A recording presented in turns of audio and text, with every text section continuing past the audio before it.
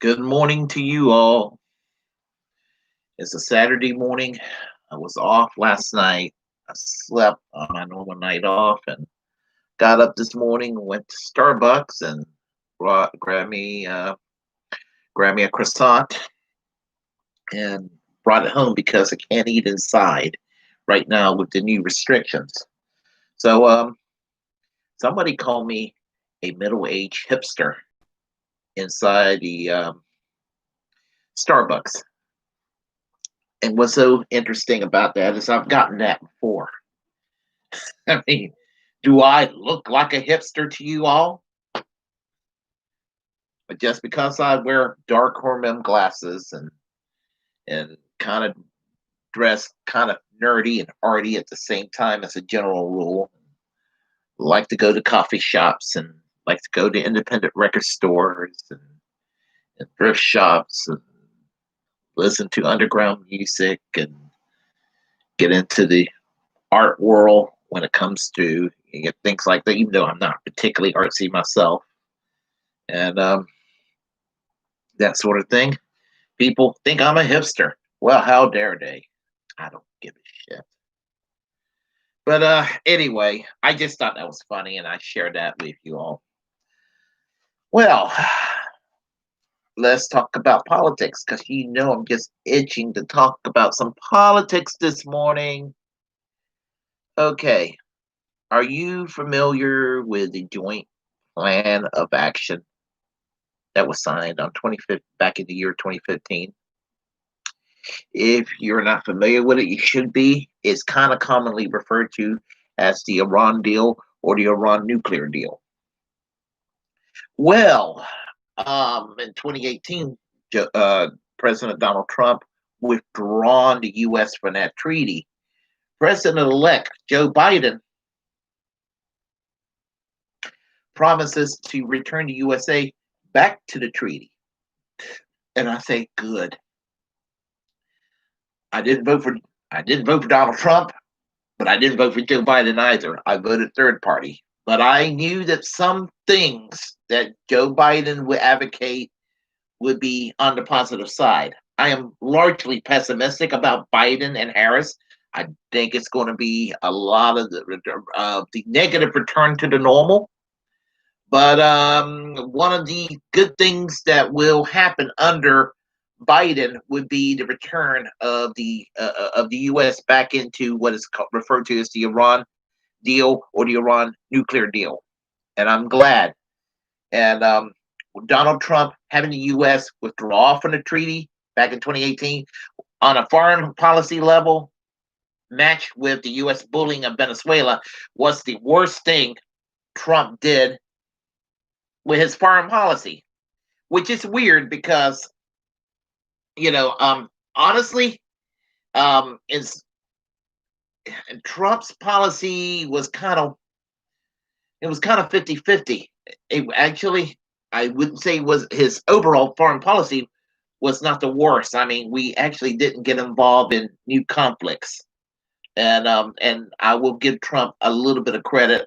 And I know he probably, and don't want to sound like I'm praising him, but I think foreign policy would have been one of his better positions if the neocons and the deep state did not, and the establishment Republicans were not too much in his way, because he is a little bit of a different type of Republican than the Bush Cheney type. So on foreign policy, if he had his way, I think, in spite of some really fucked up things he did in the last 4 years, I would say probably was a step toward better.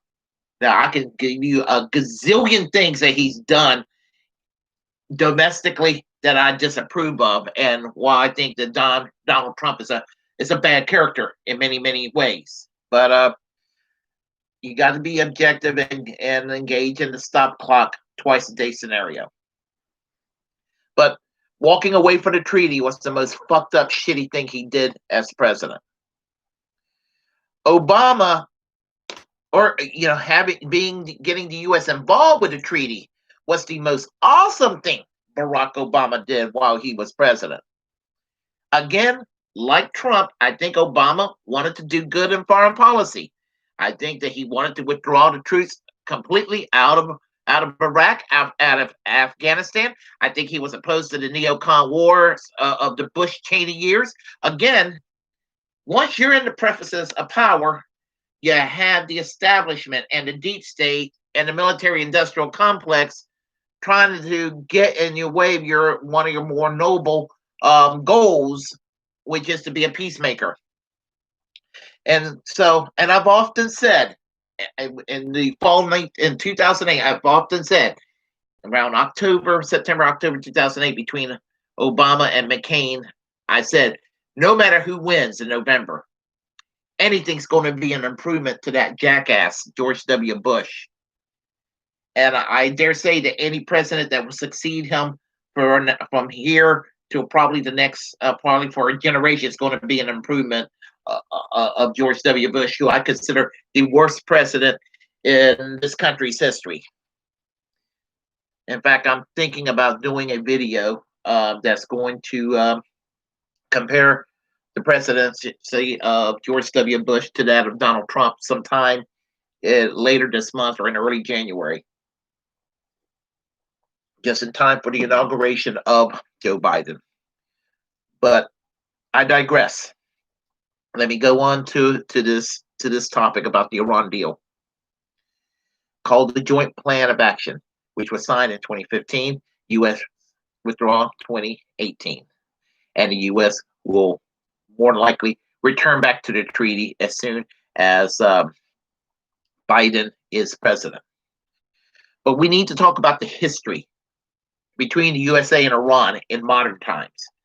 Not Asian Persia, but in modern times. And the best way to start is to go back to, I'll say go back to just after World War II, and let's go to the early 50s. We're going to start in 1953 to the present. That's just probably the best way to go about it.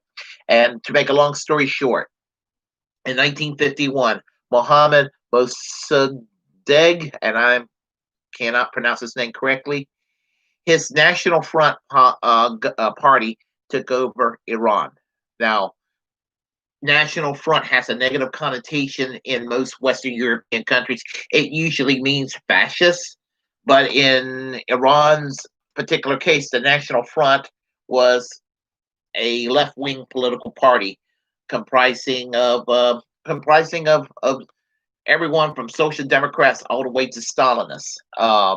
It was a coalition, and they had and the party did have pro-Soviet sympathies.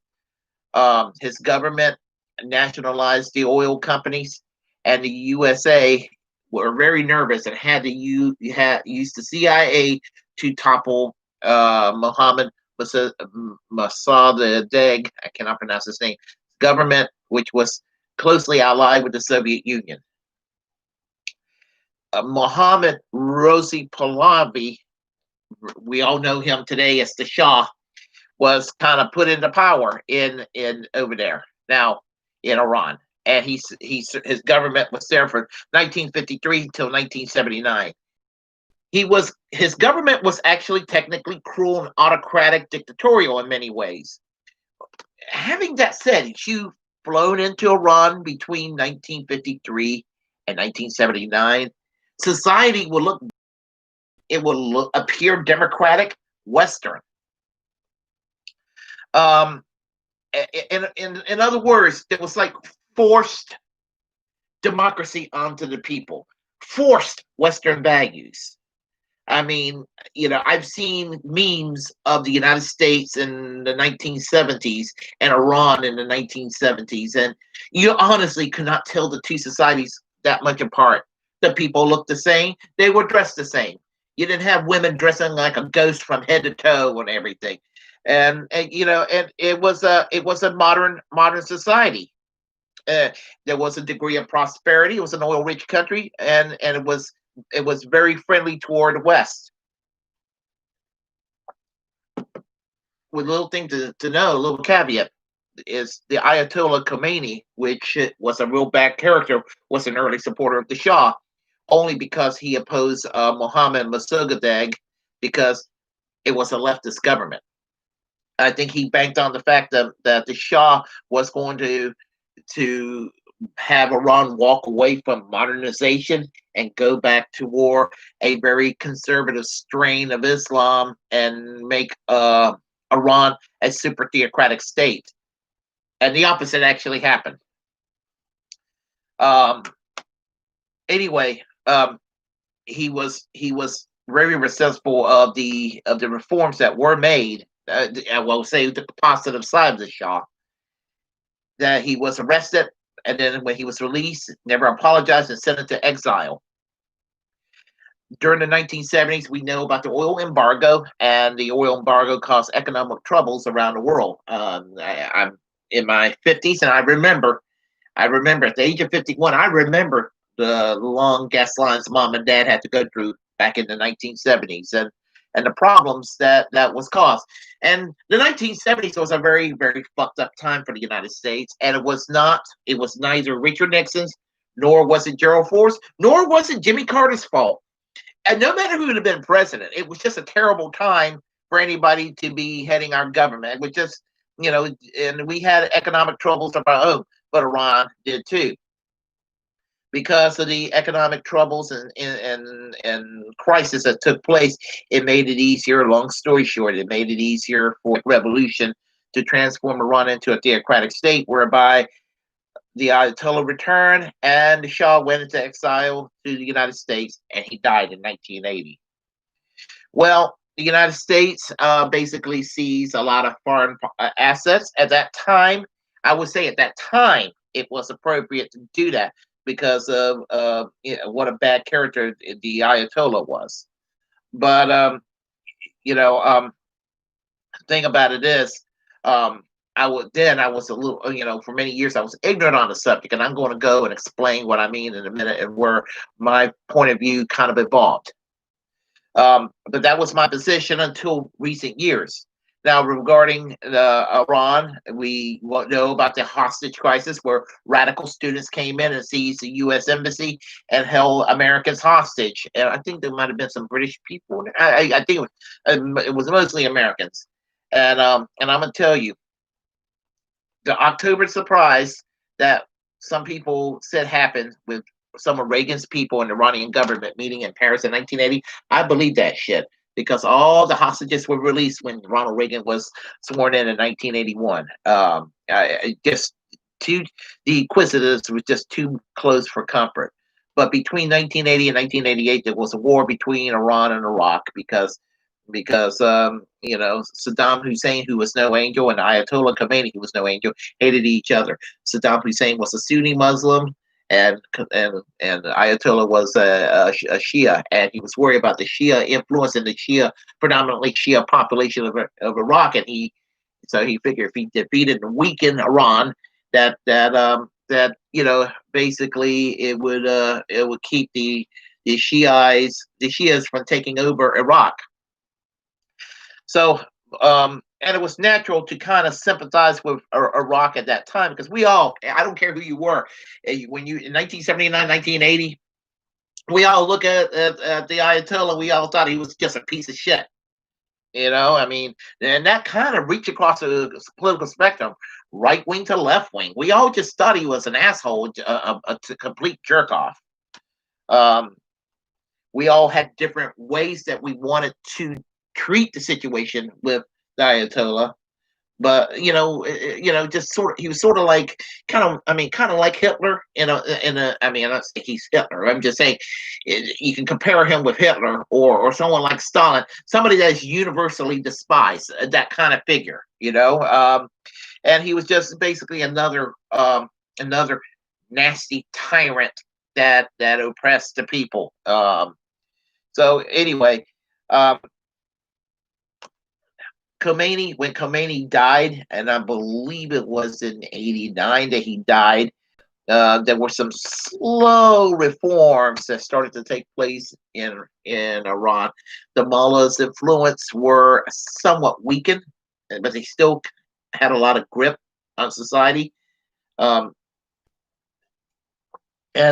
things taken a turn for the worse in 2005 when Muammar Ahmadinejad, who was one of the radical students that seized the U.S. Embassy in 1979, took over Iran. And he was a pretty bad character. I mean, he went so far to deny that there was such a thing as gays, lesbians, bisexuals within the nation of Iran.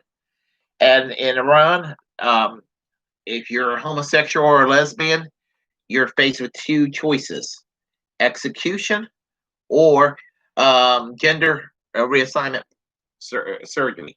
Now, I don't have any problem with gender reassignment surgery. Um, transgenderism is okay with me. So, but it needs to be that person's choice. You shouldn't be getting the surgery against your will. But still, the problem is that Iran is very ass backwards when it comes to the idea of sexuality. More ass backwards than even some of the evangelicals that live here in the United States.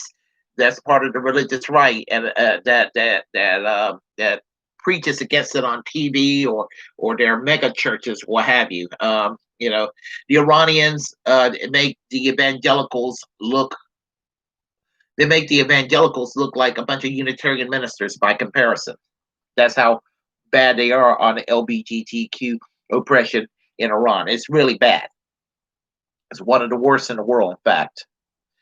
But eventually, Hassan Rouhani took over, and while he is still considered probably very radical, he's more moderate and more reasonable than Ahmadinejad. So, and during the past 15 years, there's been occasional uprisings and pro-democracy movements in Iran, and people are kind of tired of the radical religious grip on society.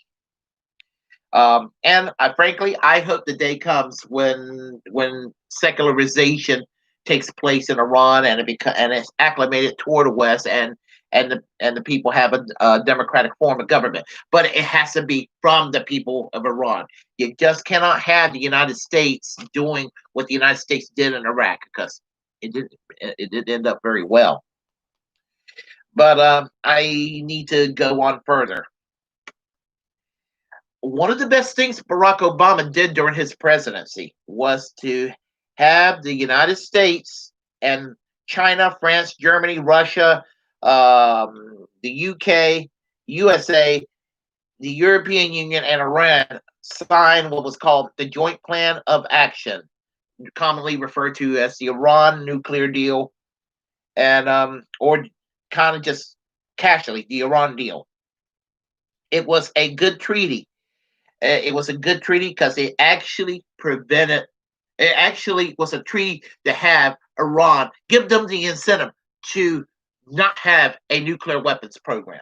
They were creating it, true, but here's the thing: it was an incentive to kind of have Iran normalize in the international community, that and kind of phase Iran into a modern, democratic, secular state, Western. And some of the things included giving them back the frozen assets that were seized because of what happened in 1979 and 1980. And as I said, it was a good treaty, and it was designed to prevent Iran from creating nukes. The International Atomic Energy Agency of the UN observed over the years, and it was freaking working.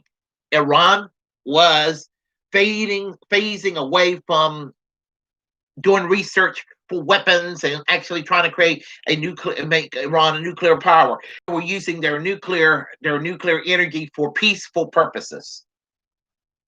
But there was domestic opposition in the U.S., and I remember this at the time, most notably from the Republican Party, but there was a lot of corporate Democrats too that were opposed to this treaty, along with the right-wing sectors of AIPAC, the American Israeli Political Action Committee, the neoconservatives from that served in many various levels of the government and in the defense sector and all of that. Evangelical Christians, the Christian right, that they have their extreme religious take on why they want to be antagonistic toward Iran. Fox News, talk radio. You get the picture. But let me tell you how extreme, I mean, how great the deal with Iran was. If you have Ted Cruz, Michelle Bachmann, Sarah Palin, John Bolton, Mark Levin, Pastor John Hagee, Phil Robertson from Duck Dynasty, Glenn Beck, Ben Shapiro, all saying they hate the deal with Iran, they hate the joint plan of action, that's all the more reason to say that it's a good thing that we had that treaty, because those motherfuckers will want to invade Iran. Now, here's the juxtapositions with Donald Trump. Donald Trump, he was right to campaign against the Iraq War, and being kind of what you will call paleoconservative, he was skeptical of the U.S. getting entrenched in the Middle East. But then, unfortunately, there was the negative side of his juxtaposition of being the juxtaposition. You know, moving the U.S. embassy from Tel Aviv to Jerusalem, which was a bad mistake.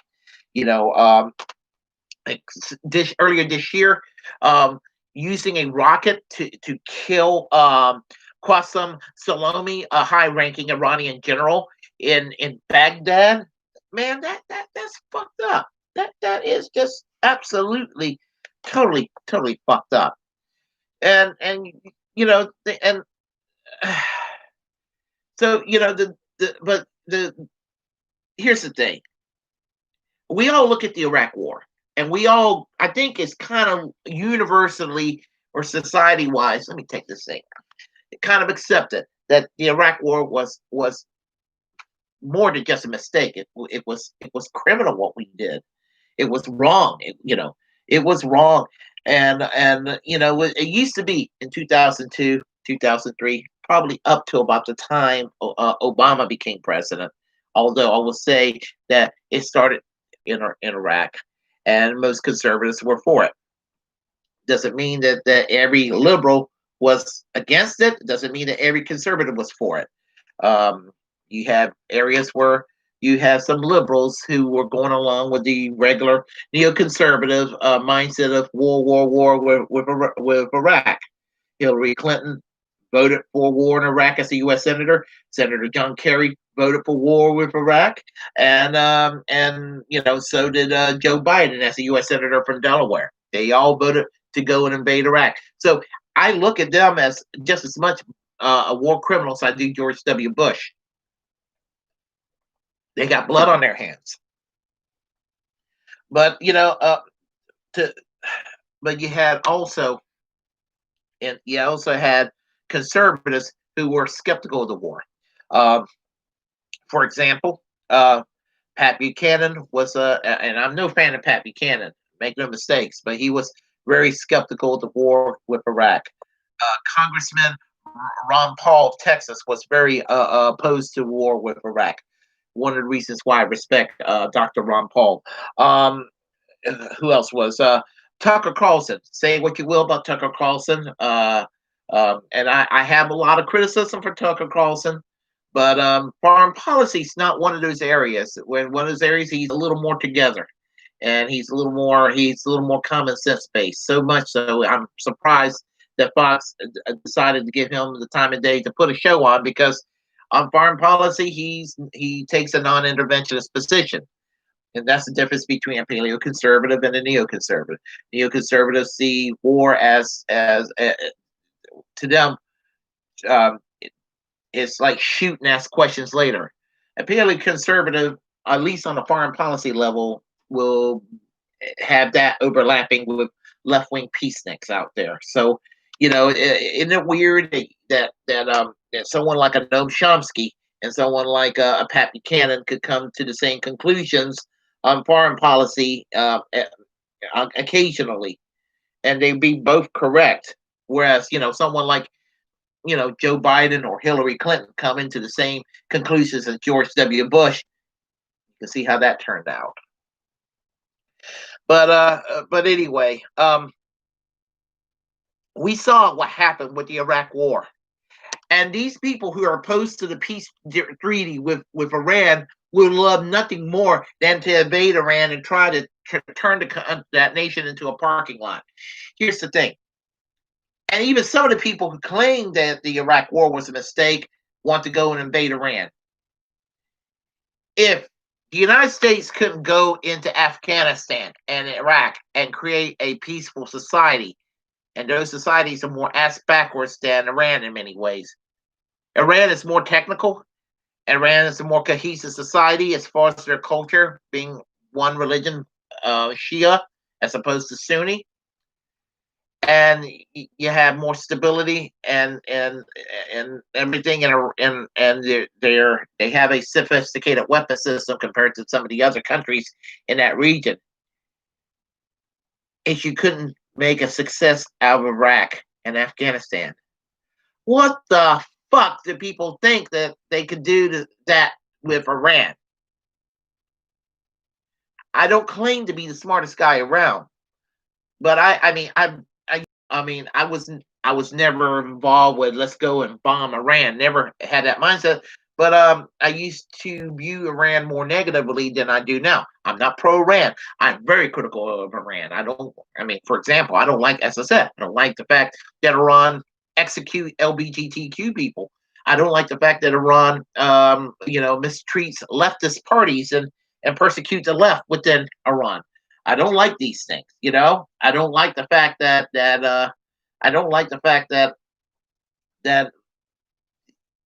secularization is frowned upon, and there is still a growing secular movement within Iran, in spite of the government's desire for it to be, a theocratic state. But here's the clincher, and people get a little nervous when I say this, and I'll say it, and I don't care. Truth is the truth. I consider myself a truth teller. Iran is not a danger to the West at all. Not one bit. When I hear Sean Hannity squawk away, Iran is the world's leader in terrorism around the world. God, that sounded like Ted Cruz and Mark Levin at the same time, but you know what I mean. Iran is not the world's leading exporter of terrorism abroad. Saudi Arabia is. And the United States is friends with Saudi Arabia. The United States is selling arms to Saudi Arabia and is indirectly assisting a genocide in Yemen. So, so to say these things, people just say shit and they don't know what the hell they're talking about. And, the military industrial complex are the ones that they want the news to go with this narrative of what a bad guy Iran is. And as I said, there ain't any angels in Iran as far as the government's concerned. But there's just far worse actors around the world. Saudi Arabia might be the most dangerous country in the world right now in that regard. And it's like the United States makes stupid choices and stupid decisions, and they don't learn from their lessons. Like, for example, this is regarding Afghanistan. I was pissed when I saw the movie Charlie Wilson's War with Tom Hanks, because it just kind of like they went there and I'm not pro-Soviet, but they went there and acted like the people of Afghanistan that were fighting against the Soviets were the good guys, and they weren't. They weren't. And we acted like what Congressman Charlie Wilson did was benevolent and cool. And it paved way to the situation what we're in. I can't believe they made a movie about that and painted it in a positive way. I just can't believe that. But anyway, having that said, I'm going to say it once again. Iran, the United States were returning to the Iran peace deal, the Iran nuclear deal, the joint plan of action of 2015. Is awesome. I'm glad. And to President-elect Joe Biden, congratulations. I wonder if few times you'll probably get any praise from me about this, but yes, I'm glad you did the right thing, and you're going to return the USA back to the treaty. Hopefully, the damage that Trump did was not too far-reaching to the point of no return. If you like what you heard, press like and comment. If you were deeply offended, deal with it. Comment anyway. I would love to hear from each one of you. Share the content on this channel. As a First Amendment absolutist, it's my duty to inform you that if you have a platform and you're passionate about something, utilize it. If you're passionate about something, you don't have a platform, develop that platform, utilize it. Because we're the muckrakers of our time. And most importantly, subscribe to this channel. And until next time, I am American Social Democracy, Peace, and Bernie Sanders for president in the year 2024.